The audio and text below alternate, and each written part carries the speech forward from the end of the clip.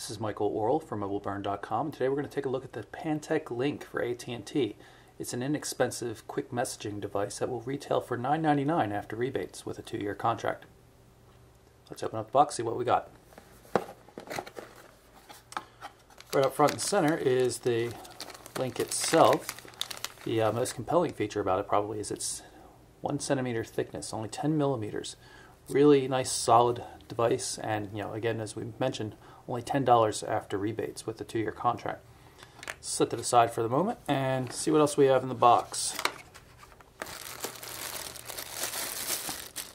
Got a AC adapter here, and it uses a proprietary Pantech connector, something I'm hoping Pantech will move away from eventually. Let's see what else we have. Looks like manual user guide, that kind of stuff down the bottom.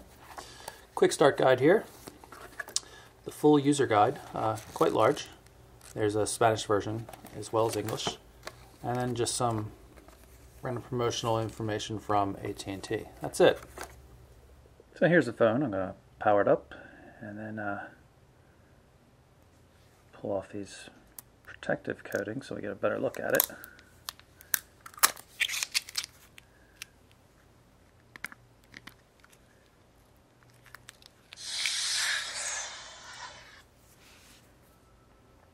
Device is all powered up now. You can see we've got a nice QVGA resolution display. It's pretty decent looking. It's 2.4 inches across the diagonal. The thing I like most about this device though is the keyboard. It's really got a nice feel to it for such an inexpensive device. We'll take a look at that a little bit more later. Let's go through the rest of the hardware controls and features at this point. On the left hand edge here we've got a micro USB card slot. No card included though. Right above that is the volume control.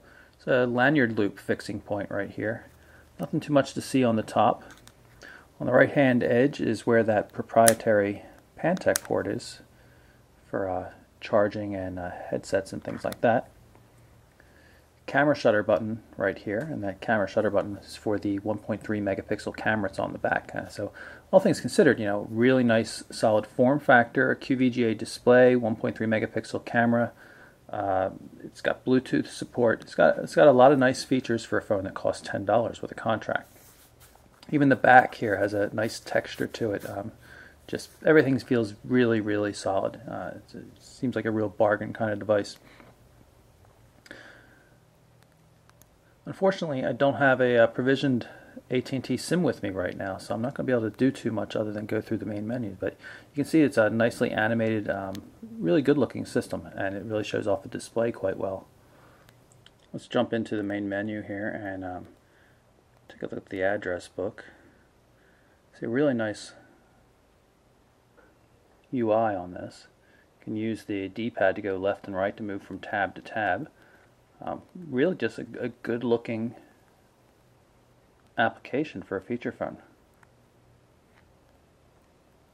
Now it comes pre-configured with all these AT&T contacts, of course, but you can always add your own contacts.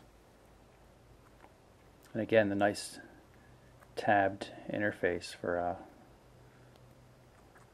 moving through everything.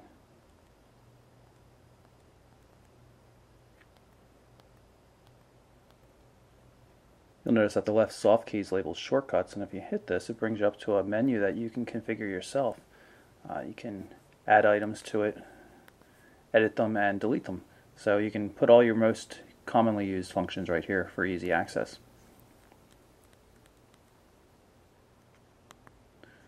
Also go to the main menu here and take a look at the messaging client.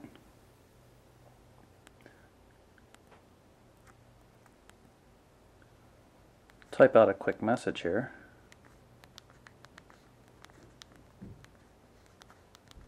Keys have a somewhat slippery feel to them, but have really good feedback and are nicely domed and very easy to find. Just going to hold down the function key here and type in a manual number.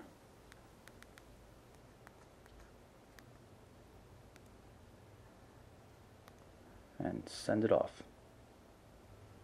I'm going to test out the camera. I'll press the shutter button here to start it. And no autofocus or anything like that, so it's just point and click. Cute animation, not unlike what you see on the iPhone. Hit the back button here. Take another photo, just so we can go into the gallery and see that there are multiple photos in there. Go to the menu and check out the photo album. And you can see the images here, and you can use the D-pad to go left and right between them.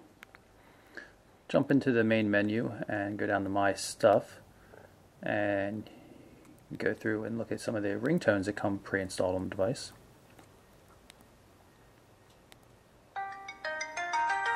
Use the D-pad to go through them.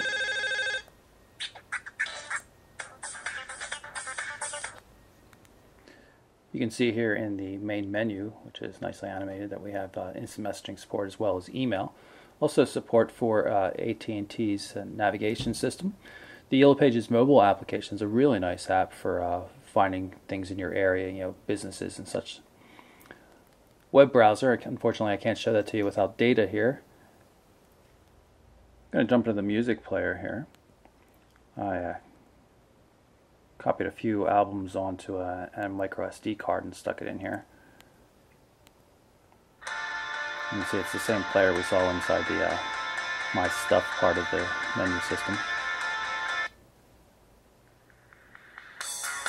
Take a quick look at the options.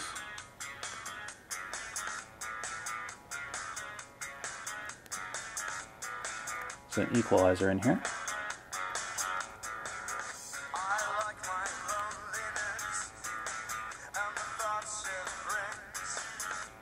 And jump back to the library,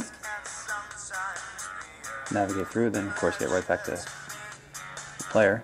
I'm going to hit the call in button here. You can see that it plays in the background, and you can have the track information showing up on the home screen, which is quite nice. You can also see that the D-pad can be used for controlling the track that's playing right from the home screen.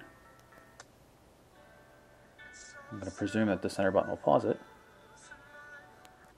which it does. One bad thing on the Link that I want to point out is that while it has a nice resolution, from the QVGA display, and it's sharp and everything like that, it has a very poor viewing angle. You can see just rotating the device a little bit and things go awry quite quickly.